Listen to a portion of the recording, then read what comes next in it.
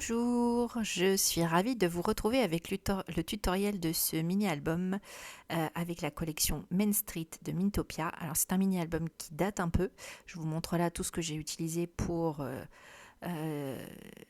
sa création. Il date de 2024 et ça faisait un temps fou que je voulais vous le proposer. Et j'ai enfin trouvé le temps de monter les vidéos. Donc j'ai utilisé 2 cartonnettes pour créer les couvertures, donc de 6 1/4 par 8 1/4 et une tranche de 2 par 8 1/4. Je parle bien sûr en pouces et non pas en centimètres. Donc j'ai recouvert la couverture arrière et la tranche avec le même papier. Donc pour cela, j'utilise le guide de relure de We Are Makers qui permet de déterminer une marge de papier suffisante pour recouvrir l'album et également grâce à la petite partie fine de l'équerre de garder également un écartement satisfaisant pour le carton. Donc là j'ai repéré avec mon guide la distance dont j'avais besoin pour couvrir mon carton. Je coupe les angles toujours avec le petit outil. C'est ce qui est pratique avec celui-ci, c'est que vous avez tout dans le même. Donc c'est assez facile et puis ça prend assez peu de place. Donc j'ai coupé mes angles et maintenant je vais donc remborder en bas, en haut et sur un seul côté, le côté extérieur, et garder le côté de la tranche libre pour pouvoir relier ma couverture avant. Donc je viens simplement rabattre mes bords. Donc normalement, quand on rabat ses bords, le mieux est de commencer par les côtés les plus longs. Là, je devais avoir à peu près équivalent en dimension, mais le mieux c'est de commencer par les côtés les plus longs. Donc là, j'ai fait de toute façon au mieux puisque je dois laisser un bord libre. Donc voilà, ma couverture va venir se fixer comme ceci. Donc pour ma couverture avant, je vais la recouvrir tout d'abord par le papier jaune à pois blanc que l'on a vu il y a quelques secondes. De la même façon, je me sers de mon guide pour avoir une marge suffisante. C'est vrai que cette marge-là est un peu large quand on veut économiser son papier, mais par contre, elle est assez confortable pour pouvoir recouvrir son carton. Ça laisse une belle largeur de papier pour avoir des jolis bords et pareil pour pouvoir recouvrir après à l'intérieur avec une petite marge aussi pour le papier. Mais bon, on peut aussi faire un petit peu plus court en bord et s'en sortir très bien. Donc là, je recouvre pour le coup les 4 bords puisque je vais venir fixer ma structure directement à la précédente.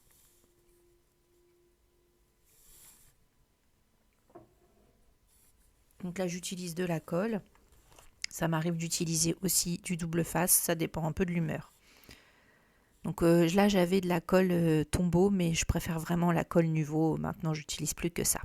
Donc pour créer une fenêtre dans ma couverture, je vais utiliser ce die rectangulaire de chez Kimidori. Donc c'est plusieurs gabarits de tailles différentes et il a un effet qui fait un embossage comme un trait de couture. Donc j'aime beaucoup ces dies et donc je suis venue découper un cardstock blanc à la dimension de ma couverture, donc 8 1/4 par 6 1/4, et je viens juste découper une fenêtre dedans pour pouvoir permettre de créer ce cadre blanc sur ma couverture. J'ai utilisé ce dies de Mintopia, c'est la collection, je ne me souviens plus le nom, c'était une collection sur le thème de l'anniversaire. Et je suis découper cette petite rosette en volume. Et puis j'utilise un alphabet aussi de Kimidori pour découper mes lettres. Et vous avez sûrement vu le petit pad de papier qui est assorti à la collection Main Street. Mintopia a toujours un pad de papier comme ça pour chaque collection et ça permet de faire des découpes. Moi j'aime beaucoup les utiliser. Donc j'ai utilisé le die cut du château pour représenter le A. Je viens habiller ma petite rosette avec quelques die cut également. Et puis j'ai utilisé le mot world qui faisait partie des die cut. Et donc voilà, j'ai ma couverture quasiment prête. Je vais ajouter quelques puffy stickers pour compléter. Et on a là une couverture qui n'est plus qu'à fixer sur la tranche de l'album Alors dans ce genre de structure, j'aime bien faire ma couverture à plat comme ceci et ne la relier qu'après. Ça permet d'avoir un peu plus d'aisance pour manipuler. Et puis si vous êtes... si vous avez l'envie d'ajouter des tampons, ça permet de travailler à plat, c'est assez pratique. Donc j'aime bien ce système-là. J'utilise quelques puffy. Alors chez Mintopia, l'avantage c'est qu'on a toujours des grandes planches de puffy avec les collections, souvent des puffy illustrations et une planche aussi de puffy de forme comme des petits ronds, des petites étoiles, les petites fleurs. Enfin, ça permet d'avoir plein de puffy à disposition. Donc là, je viens relier mes deux parties, donc la partie arrière et la tranche à la partie avant, en laissant toujours quelques millimètres sans colle au niveau de la languette de papier pour que l'album puisse s'ouvrir et se fermer correctement sans arracher le papier en fait. Je laisse toujours 1 ou 2 millimètres sans colle. Alors à l'intérieur de mon mini-album, en repérant son milieu, je vais venir fixer 2 rubans qui me permettront de le fermer. J'en utilise quand même de plus en plus souvent parce que comme mes mini-albums sont toujours beaucoup plus épais que ce que j'avais envisagé au départ, pour les fermer après, c'est pas toujours facile. Le ruban permet de pouvoir les fermer tranquillement. Donc là, je ne sais plus, c'est un ruban, je ne sais plus de quelle marque, j'ai pris un ruban que j'avais en stock à l'époque et qui marchait bien. Donc là, vous avez la dimension, j'ai utilisé du cardstock blanc en enlevant 1/8 à la dimension, sauf pour celui du milieu où je l'ai mis à 4 pour avoir un bord qui dépasse sur chaque couverture pour assurer une jolie couverture intérieure. Et j'ai pris une hauteur de 8, 1/8 de moins que la mesure de la couverture. Donc 4 par 1/8 pour celui-ci. Et puis pour les autres, ce sera 6 1/8 par 8 1/8. Donc en retirant 1/8 de pouce, j'arrive à avoir quelques millimètres à peine visibles sur l'envers de l'album. C'est ce qui me convient bien. Alors on va maintenant passer aux pages. Donc il y a un premier bloc de 12 pouces par 8 1/8, un deuxième bloc de 3,5 par 8 1/8, encore un bloc de 12 par 8 1/8, un bloc de 10,5 par 5 et un bloc de 9 1/4 par 8 1/8. Donc on va voir le pliage de toutes ces pages pour créer une structure en U. Donc il va y avoir des découpes, des pliages qui vont permettre justement de nous faire nos pages. Donc là, je plie une première fois sur celui de 12 1/8 à 4, puis à 6, donc une tranche de 2 pouces. Et je vais venir ensuite recouper sur cette page. Donc j'enlève 2 pouces en haut, 2 pouces en bas sur la partie qui mesure 6 pouces de large pour obtenir en fait un volet qui va me faire une dimension de 4 par 6 pouces. Ensuite, sur ce bloc-là, je vais simplement venir plier à 1 pouce d'un côté et 1 pouce de l'autre. Ça va me permettre d'avoir une tranche qui va venir dans mon U et dont je vais couper ensuite les angles sur les 4 côtés pour avoir 2 parties sur lesquelles fixer des pages qui seront indépendantes de la structure du coup. Et ça va me permettre d'intégrer des grandes photos en 6 par 8 pouces. Donc voilà, vous voyez, vous voyez un peu l'idée. On a la première partie, la deuxième vient à l'intérieur et là de nouveau, on vient plier à 4 puis à 5 sur la page de toujours 12 par 8 et 1/8. Et puis ensuite, on revient plier à 3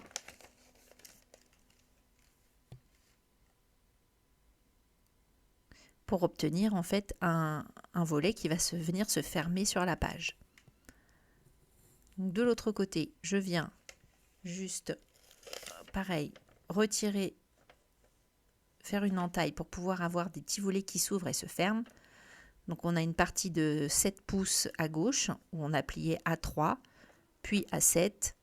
Ensuite on a 1 pouce, de large pour la tranche et on récupère un volet de 4 par 6 pouces sur le haut et un volet de 4 par 2 pouces sur le bas. Donc sur celui-ci, on vient juste plier à 5 pouces et à 5,5 pour obtenir un petit élément avec 2 carrés qui viendra se mettre au milieu.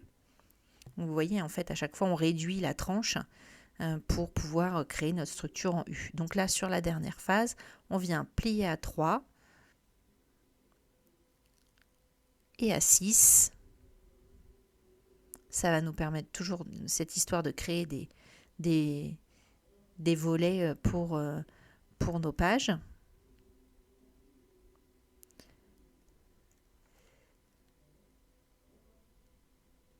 Et là, je viens plier pour former juste une tranche de 1/4 de pouce. Et je vais venir tout replier toujours. Et là, je vais venir juste couper donc au niveau de ma partie gauche pour avoir deux parties de 3 par 4 pouces. Alors ça fera un tout petit peu plus que 4 pouces comme je suis sur une page de 8 1/8 de haut. Après, si vous le voulez, vous pouvez très bien faire une page de 8 pouces et vous aurez une dimension de 4,4 parfaite. Donc je suis venue couper de chaque côté à 4 pouces pour avoir deux volets à droite et à gauche de 3 par 4 pouces. Donc voilà ce que ça donne. On a notre premier volet que l'on voyait tout à l'heure de 4 par 6, sa tranche, on a la structure avec nos deux volets ensuite pour pouvoir accueillir deux grandes pages de chaque côté et puis les autres qui s'enchaînent. Alors, comme souvent vous me le demandez, je vous ai mis les étapes de décoration d'une grande partie des pages. Je sais qu'à chaque fois, c'est quelque chose qu'on me demande dans les commentaires en me disant la structure c'est bien, mais on voit jamais la déco, c'est très long. C'est pour ça que pour vous proposer la déco des pages, j'ai décidé de couper la vidéo en deux. Donc vous aurez cette semaine cette première partie de vidéo et la semaine prochaine, même jour, même heure, la semaine prochaine, vous aurez la seconde partie avec toute la déco et le montage des différentes parties dans la structure. Donc là, j'ai surtout joué avec des tampons. Donc des tampons alphabet de Minitopia et puis le tampon de la collection Main Street. Vous aviez une version en anglais et en espagnol. J'ai là la version en anglais pour ajouter donc des détails. Donc je joue avec les couleurs d'encre, avec les différentes polices de tampons et puis avec des petits éléments décoratifs des tampons Main Street. Il y a deux planches, une planche avec des petites illustrations, des petites phrases et une planche avec des illustrations rondes qui sont un peu type pour faire tamponner les petits passeports qui existent des fois à Disney lorsqu'on rencontre les personnages. Il y a donc deux types de tampons et là j'ai utilisé chaque type. Donc je viens compléter la fin avec des petits puffy. Cette petite carte 4 par 6, c'est une carte que j'ai découpée dans un des papiers de la collection. Donc à l'arrière, j'ai mis une photo de 4 par 6 pouces, tout simplement. Et là, vous voyez comment je viens fixer sur la partie à deux volets, une grande photo 6/8. Je vais lui ajouter un volet de calque. Donc j'ai pris la dimension de ma photo, c'est-à-dire 6 par 8, et je suis venue ajouter un pouce de plus. Donc ça me fait un calque de 7 pouces par 8 pouces et je viens faire un pli à 1 pouce dans la longueur dans la largeur de 7. Comme ça, j'ai un revers pour pouvoir venir me fixer sur ma photo. Donc, j'ai tamponné avec de la Stézone sur mon calque. J'ai ajouté une découpe dies avec ce petit cercle avec une impression couture. Et puis, je suis venue aussi découper deux autres cercles et tamponner avec les éléments du tampon des passeports de la collection Main Street. pour ajouter une petite déco sur ma page et je viens simplement glisser comme ceci mon calque et je vais venir fixer le calque à l'arrière de ma photo. Et ensuite, je vais venir fixer ma photo sur la deuxième page que nous avons vue. Si on peut appeler ça une page, ça ressemble plus à un élément de reliure en U. Et je vais venir y fixer ma photo. Donc là, je viens compléter derrière le calque avec des éléments des die cut pour cacher l'arrière de mon tampon. Et voilà comment ça va venir se fixer.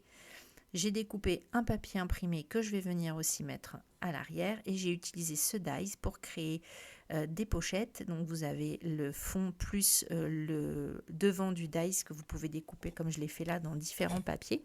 C'est un die de Kimidori, je crois. Celui-ci, il me semble. Ou alors c'est Mintopia, j'ai un doute, mais je crois que c'est Kimidori. Et je viens le fixer sur un morceau de cardstock sur lequel, vous voyez, j'ai laissé un bord d'environ un demi-pouce, ce qui va me permettre de venir le fixer à l'arrière de mon papier. Vous voyez, ça va me faire un sandwich. J'ai ma photo et mon calque, j'ai mon papier imprimé, et entre mon papier imprimé et ma photo, j'ai mon dies qui a été fixé sur un cardstock blanc. Comme ceci, ça va me permettre d'avoir un volet simplement qui va s'ouvrir pour cacher derrière autre chose encore et permettre d'insérer plus de photos. Donc du coup, derrière, on peut insérer une photo 4x6 parce que c'est la dimension de la pochette, de la triple pochette. Donc je vais m'en servir pour insérer une photo et puis devant, eh bien, je viens mettre des photos supplémentaires. Alors vous pouvez très bien y intégrer des tags pour du journaling ou ce genre de choses, ça marche aussi très bien. Donc là, moi, ce sera des photos et puis à l'arrière, une grande photo, ce qui permet en fait d'intégrer plein de photos à plein d'endroits différents. Donc j'ajoute des petits die cut pour décorer et ma photo est derrière. Donc je vous donne rendez-vous la semaine prochaine pour la seconde partie de l'album. À très vite.